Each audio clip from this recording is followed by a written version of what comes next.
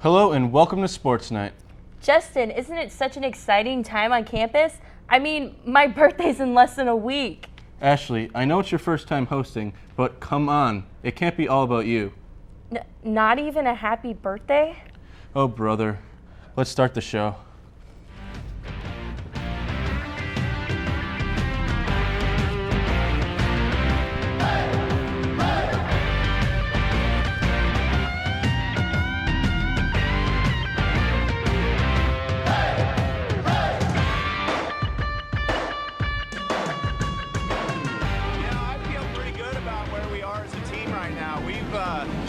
This team has been really interesting. I feel like we have continued to improve the entire season. Both basketball teams took on BV and see why Coach Amsbury likes his team's chances in the conference tournament. I'm 28 years old. We shine our senior spotlight on one player that is the elder statesman of the men's basketball team. State wrestling went on in Des Moines this weekend and Waverly-Shell Rock sent 9 guys down. Who would come out a champion? This is SportsKnight. We've got a lot to cover this week, so let's start off with that team that's making the most noise headed into the postseason, the women's basketball team. The women's basketball team had an important home game against Buena Vista with a possible bye in the conference tournament on the line. Amesbury's crew came out firing, but could they hold off the charging Beavers? Bailey O'Brien leads a hot start for Wartburg as she nails a jumper, and it's an 8-3 Knights early on. BV used a 10-0 run to catch up, including this bucket and the foul. Free throw is good, and BV leads for the first time. Coach Amsbury doesn't like what he sees and calls timeout, and something he said must have worked because Bailey O'Brien grabs a rebound and takes it coast to coast for the lay-in, and the game is tied at 16 midway through the first half. Holly Halstead leads the first break beautifully and finds O'Brien for another easy lay-in, and the Knights go into half with a 29-25 lead. Susan Keys gives the BV lead in the second with the drive and layup, and it's 32-31. But then Wartburg's bench heats up. Bobby Burrows nails the first of a set of three-pointers, and Wartburg uses a run to take a 7-point lead. Burrows again cashes a 3. Wartburg leads by 9, and they would coast to victory from there. Final score, 71-58. Well, I thought we got a lot in transition. We were holding the ball a little bit too much, I felt, especially early. But we moved it better. We got some in transition, which got us going. Wartburg got huge contributions from their bench all night as Carly Jacobs led the team with 17 points and Bobby Burrows followed with 13. Bailey O'Brien captured a team best with 11 rebounds. Wartburg traveled to Luther on Saturday with a chance to clinch conference in the More on that game later on in SportsKnight. Up next in Lubbock was the men's team. They also faced an important contest as heading into Wednesday they sat just 1 game back of conference-leading Buena Vista, and they still had the regular season conference title in reach. Another slow start to the game forced the Knights to play catch-up, but could they? BV comes out guns blazing, nailing the first of what proved to be many threes, 9-3 Beavers. Brandon Flanor tries to keep the game close, knocking the jumper. Knights trail by, knocking down the jumper. Knights trail by 6.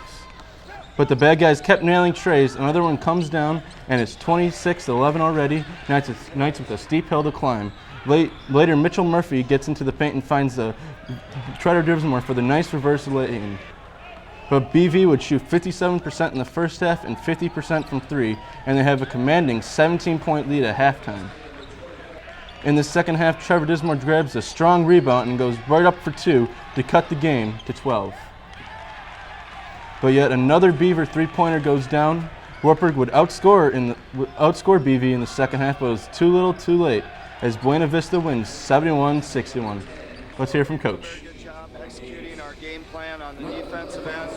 To begin with, gave up, I think it was 43 points in the first half, gave up shots in transition way too easy. And playing their final regular season game in Levick Arena, Mitch Murphy and Brandon Flanor led the team with 17 and 10 points respectively. Eddie Deemer led Wartburg on the boards with 8 rebounds. But would Wartburg be able to clinch a home game in the conference tournament? They traveled to play Luther Saturday in a game which could decide their postseason fate. More on that later. A majority of college athletes go to school, play out their eligibility, and leave 4 years later. This week, I shined our senior spotlight on a basketball player who has more than a few years of experience under his belt. A few possessions later, Flanor does it again himself with the schoolyard moves, making the Dutch defenders look silly. Senior point guard Brandon Flanor is a creator. When he's on the floor, Brandon is able to get a shot from anywhere on the court. While Brandon has also made quite the life for himself on his way to becoming the Knights' #1 option off the bench. After high school, I actually did go straight to college, but I wasn't really prepared for college. You know, I got kind of caught up in, having fun and stuff, and I didn't really take it that seriously as I should. So I took 5 years off, worked, and then I decided to go back to school. Originally from Baltimore, Flanor moved to Las Vegas with his mom at 18 and spent those 5 years earning cash from the oddest of places, a pawn shop. When he was 23, Flanor realized he wanted to play basketball and get an education.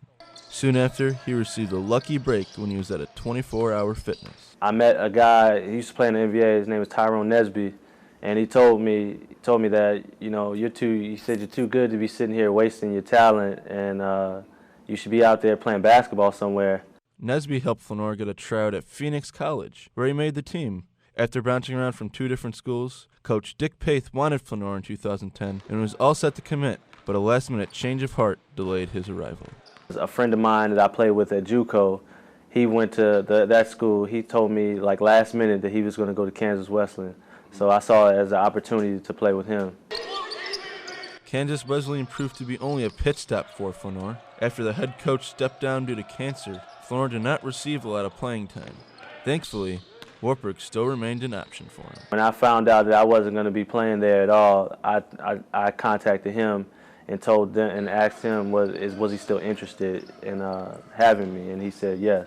Brandon's a guy that we thought could give us some energy off the bench. We thought he was a guy that could really defend, put a lot of pressure on the other team's point guards, and then he could also score a little bit offensively. Now 28, Brandon has settled down at Wartburg and sees a major difference between the other 3 schools he's attended.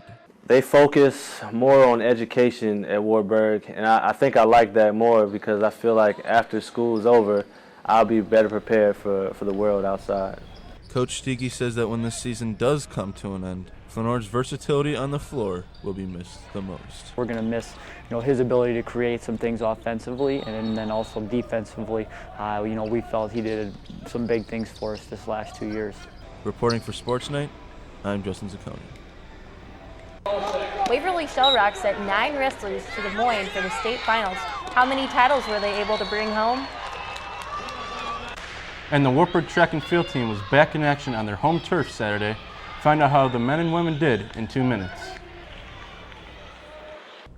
The men's basketball team was trying to bounce back from 2 straight double-digit losses in their regular season finale at Luther Saturday. Instead, they suffered their 3rd straight double-digit defeat as the NORSE grabbed a share of the conference championship with a 78-61 victory. Drew Crawford hit 2 3-pointers early in the early going to put Wartburg up 8-4, but a 7-0 NORSE run put them up 3. Then Eddie Deemer picked up his 2nd foul and would not return until the second half when the Luther lead had already grown to 11. Tyler Wiedemeyer led the NORSE with 12 points and 13 rebounds, while Zach Matos had 14 points. Crawford and Mitchell Murphy led the Knights with 11 points. SportsKnight's Nathan Ford caught up with Coach Paith after the loss. I think the game was probably just a little too physical for us.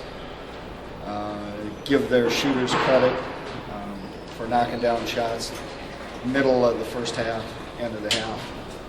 But we got off to a decent start. It's just a little too much for us to handle. The Knights are the 4th seed in the Iowa Conference Tournament and are currently hosting Co. in the quarterfinals, a game you can hear on KWAR.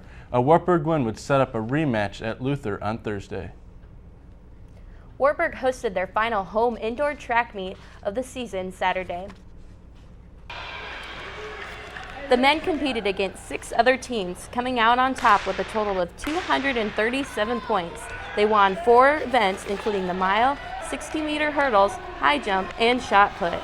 The women were also able to capture the first place spot against 5 other teams.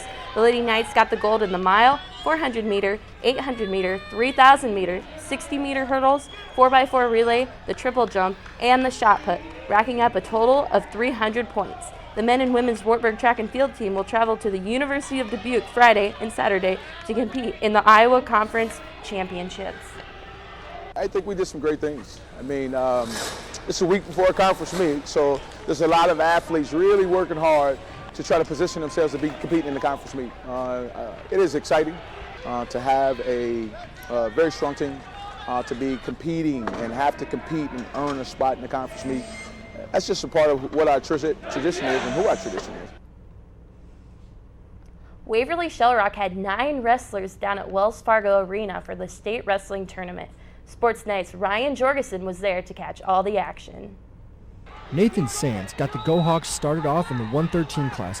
He would have his share of wins and losses and would get 6th. In the 120 class, Isaiah Mundell would lose back-to-back matches and be done. Same with Andrew Steyert in the 138 class, who loses here in OT. And Thomas Foy of the 170 class also joined them as the only 3 Go Hawks not make it to the podium. In the 145 class, Corey Abernathy wrestled hard. He also had his share of winning and losing and finished 8th in the tournament. Spencer Darafield shined in the 152 class. After almost getting a pin, he won the match and all the others to claim a spot in the championship.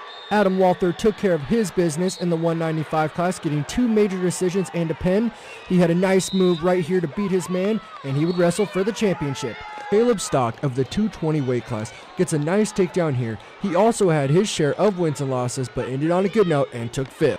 Now on to the championships. In 132, Bryce Steyert was up against Logan Ryan of Bettendorf. This went 7 rounds. Logan got 1 point from an escape, but Bryce was not able to do the same and lost 7-6.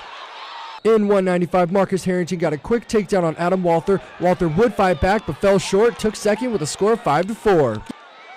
And in the 152 class, Spencer Darafield gets a huge takedown and really controlled the entire match on his way to winning the championship with a score of 9-4. Afterwards, I talked to Spencer.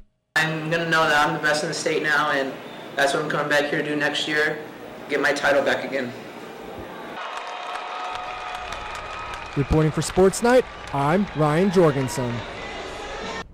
After the tournament was over, team trophies were handed out. Waverly ended with a score of 92 points, placing 4th. They were just behind Cedar Rapids Prairie, who got 3rd with 96 points. We've hit halftime, but don't let that get you down. There's a lot more left to go. I go inside the locker room with women's head coach Bob Amsbury to talk about the team's season and their hope for an IIAC championship. And the IOC cut wrestling from the 2020 Olympics. We find out how Wartburg's finest are handling the news.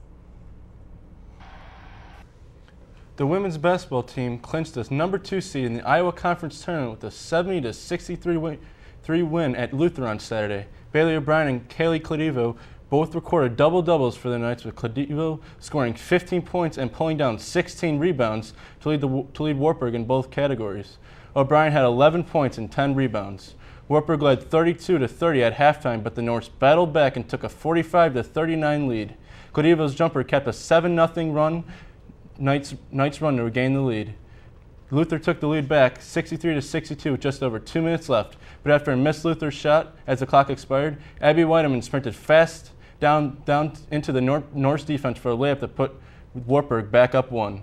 The Knights ended the game on an 8-0 run to spoil Luther's senior day. 5 Knights hit 3-pointers in the second half as clutch shooting carries Wartburg to its 9th Iowa Conference victory of the season. Wartburg will host the winner of Dubuque and Luther in the IIAC Finals Thursday at 7 here at Levick Arena. And now joining me in the locker room is head coach of that team, Bob Amsbury. Thanks for joining me, Coach. You bet. You guys lost 4 stars this year and had to integrate a lot of new players. Did you expect so much success this season? You know, we were unsure, to be honest. With everything we lost last year, we lost quality players, quality leadership. We knew we had some talent in there, but it just took a while to figure out who we were going to be. And we've had several players rise to the occasion. I think one of the most exciting things about this team for me is we don't really have a star. We're doing it by a whole pack.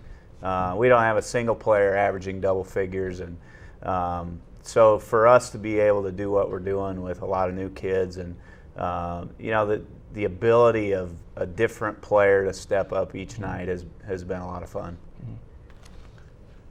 Katie Cleveland has been one of those young players to step up. Did you expect her to be this good so early in her career? We did, to be honest with you.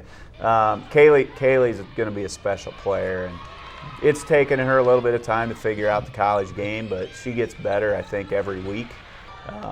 She's really, really talented. She's got size and athleticism that we need, and she's played a really big role for us to date, and we think she's going to play a big role as we continue our season. Let's talk about Bailey O'Brien. This is her only year here, and she's had a phenomenal impact. Can you did you know she was going to be this type of player? Bailey, I recruited Bailey 3 times basically. I recruited her out of high school, and then I tried to recruit her a little bit out of junior college, and that didn't work. And it just happened that Bailey kind of fell in our lap for this last year, and some things aligned up for her, and the school was right for her, and we're excited about Bailey finishing her degree here at Wartburg, and I think she's having a great experience. But on the basketball court, she's so versatile, and really that's her biggest strength. She can handle the ball, helps break the press. She can score from the perimeter, she can score inside, she can set people up, she can rebound. So her versatility, really she's a forward, but we use her really at every position. And then her experience, she's played some very high-level basketball, and to have her experience and her leading our team has really helped us.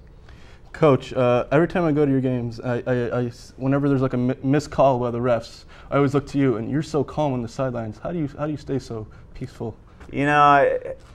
I think in life you got to learn to control the things that you can control, and so that's what I try to do. I get fired up a little bit once in a while, but I know that I'm not going to change a call that's already made, and I also think a team is going to reflect what their head coach does, and so I try to remain calm to keep our kids calm, and there's no magic to it though. We got to play through stuff, and I guess maybe the best answer would have been said refs never make mistakes, but you might not agree with that. So, it's a matter of controlling what you can control. All right. Thank you very much for joining me, Coach. You bet. And Appreciate it. Good luck in the tournament. Thanks. When Sports Night returns. It says in the Bible that wrestling is the oldest and greatest sport. It says that in the Bible. What other sport is talked about in the Bible? There's a big public disapproval for the removal of Olympic wrestling. We have Wartburg's reaction coming up in 2 minutes. Welcome back to Sports Night. Last week, the International Olympic Committee made an announcement that shocked the wrestling world, especially in Iowa. Sports Night's Shelby Granath took a closer look at how this decision hits home at Wartburg. We all have a passion. Wrestling has been the life lesson teacher of my life. We all have dreams. When I was growing up, I used to wrestle and live with my brother, 7, 8 years old, pretend like we're in the Olympic finals. We all have that one thing we live for. You go to Texas and it's football, baseball. Here it's wrestling. You take away that, everyone's gonna freak. So what would happen if all those things were taken away? I woke up at 6 to run in the morning, and I checked Twitter, and that's the first thing I read, and I was like, what? I felt like I got kicked in the gut, and I thought it was a joke. I really did. I was astounded. Last week, the International Olympic Committee voted to cut wrestling from the 2020 Olympic Games. Even though the sport has roots in the ancient Greece Games and it has been a part of every Olympics since they began in 1896. This has left a lot of people wondering if wrestling should have even been one of the sports considered to cut. Not in my opinion. My goodness, man. It's a bedrock sport. It's been on ESPN, it's been on all of these social media sites, and other Olympians from other sports have even stepped up about it. It's one of the oldest sports, if not the oldest, and it represents everything of a sport. When it comes to wrestling, how much harder do you want to get? How much more of a dedicated person do you want? Another interesting aspect about wrestling is the Olympics is the championship for wrestling. It's the ultimate goal. Wrestling, all we really have is the Olympics. When you think of the Olympics, for me at least, I think of swimming, gymnastics, wrestling. Some of those, you don't think of golf. I think of the Masters for golf. You know, soccer's a World Cup. You know, basketball, we have our world. You know, we have the NBA championships. Tennis, even. I mean, what do you think? Wimbledon. That's their Super Bowl.